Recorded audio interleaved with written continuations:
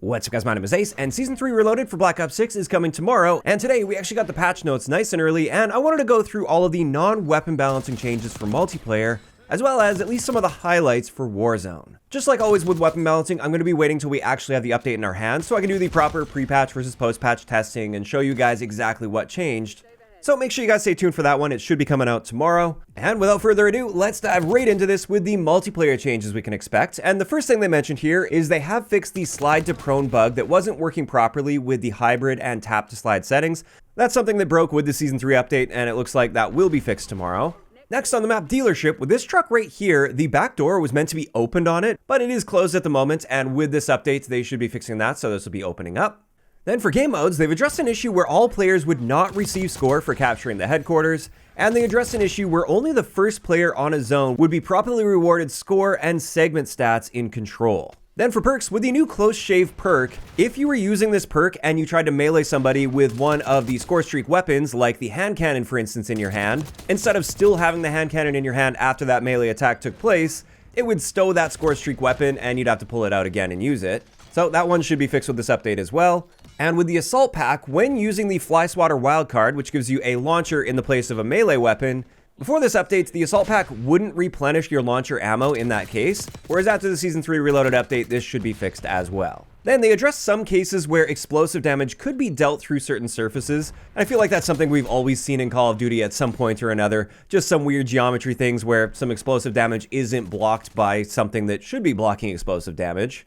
For score streaks, they're reducing the score earned from chopper gunner eliminations from 50 down to 25, and that should help prevent those situations where you can actually loop through chopper gunners if you do it right. It was actually pretty crazy to see what was possible with that, and I think earning 25 score per kill is more appropriate with a streak like that, since you can get potentially so many kills with a single chopper gunner. Then they addressed an issue that was causing the Prestige 10 icon to display for players that had reached Master Prestige, and Prestige Master levels will now properly display in orange when in the kill cam, best play, and scoreboard. As for camos, in the new camo hub, they're adding an additional counter for your gold camo progress toward diamond for each weapon category. For mastery badges, they're making it so you can now track them with the challenge tracking system, and those will be displaying in the lobby challenge panel, and you'll be able to track up to 10 mastery badges at a time. Next up, they're fixing an issue where players could earn the wallbang medal if they kill a teammate in hardcore game modes through a surface. That obviously shouldn't be happening. It should only be awarding that if you end up killing an enemy player, and that should be fixed after this update. And then also, they addressed an issue where the bomb squad medal was not properly awarded when you destroy both bomb sites in demolition. As for UI, they're adding a party size warning for any party sizes that are incompatible with a playlist. And while it's nice to see something like that, one thing I've been asking for years now is the ability to lock our party size and prevent additional people from joining and have that setting saved. At the moment, it keeps defaulting to, I believe, 32 players. And so if you don't touch that setting and you're already playing with a party of 6, for instance, if somebody tries to join you in progress, now you suddenly can't search for a match, or it'll even pull you out of matchmaking until you kick that player from the lobby. And it's kind of frustrating. It would be nice to be able to set that party limit and just have it save all the time for you. But that's not something they're doing with this update, at least. Then in ranked play, they're finally getting the rejoin feature working properly here, where if you disconnect after a match has started, you have 5 minutes to rejoin that match. And if you do that, your teammates will still receive a reduced SR loss if you end up losing after that teammate rejoins. So it will still consider the fact that you were down a teammate for at least a good portion of that match. And that seems to be a good and fair way to handle that. So you still have a chance of maybe coming back and pulling out the win. But if you don't, at least your teammates aren't going to be punished too heavily for that. And they're also adding a ranked play combat record, which will track all of the stats independently for ranked play. And that's awesome to see as well. Kind of wish that was there at launch. And then they just mentioned for multiplayer, they addressed various stability issues. So overall, nothing too major here. Lots of little fixes, some minor quality of life improvements here as well. Overall, sounding like a good update as long as they don't break a bunch of things in the process. But time will tell on that one. We'll find out tomorrow. Next, let's talk a little bit about Warzone, and I'm not going to go into great detail with every single item in Warzone. I just wanted to pull out some of the highlights. The first thing to mention is they are adding those ascenders around the map, just like we see in Plunder currently in Verdansk. So those are just those zip lines that allow you to get to certain rooftops in certain areas a lot more effectively than climbing up a ton of stairs, and it provides an additional point of entry for many areas that currently only have literally one point of entry. And I was surprised to see that this is actually a bit of a polarizing thing. I personally think ascenders are a good thing, but the redeploy balloons are not, where it like launches you up in the air to parachute. But many people don't even want to see these ascenders return, so we'll have to see how that one turns out. Next, as we already knew, ranked play is coming to Verdansk tomorrow with the Reloaded update, and they went over a bunch of the details on how this is going to be working, as well as the restrictions. One thing I was curious to see is if they would be adjusting health values at all to give like bonus health, so it's a slower, more competitive time to kill. But as far as I can see, they're not touching health values at all. They are restricting many of the guns, including all Modern Warfare weapons, and the blade launcher for Black Ops 6. And then we can see a bunch of other restrictions here to like thermal optics, some of the underbarrel launchers, the CHF barrel, rapid fire, Dragon's Breath, the new mini rocket conversion kit that won't be allowed in ranked play.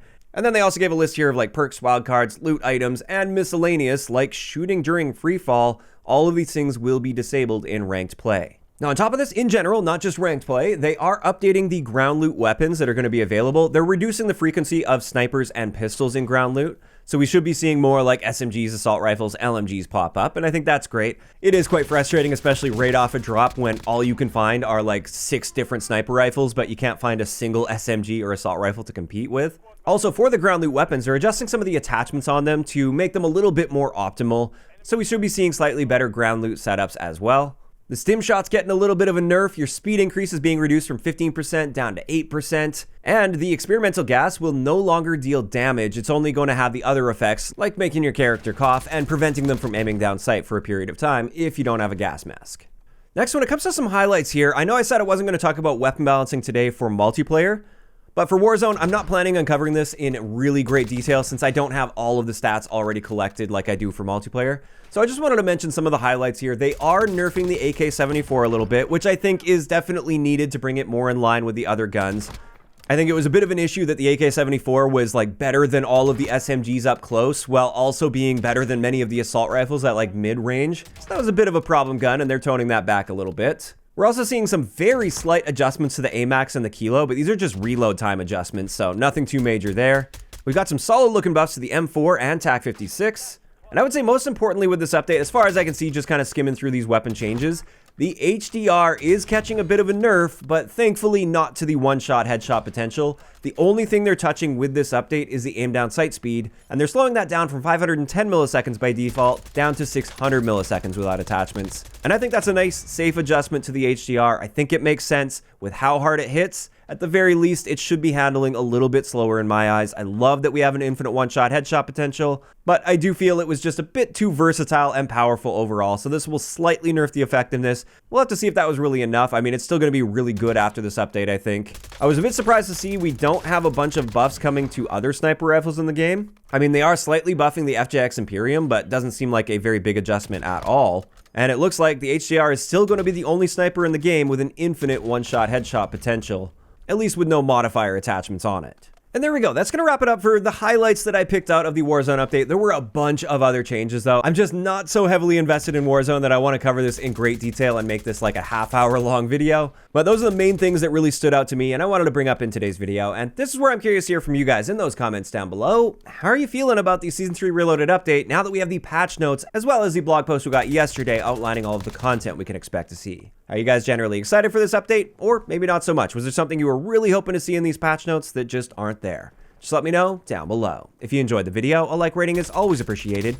And don't forget to subscribe for more if you haven't already. I'll talk to you guys next time.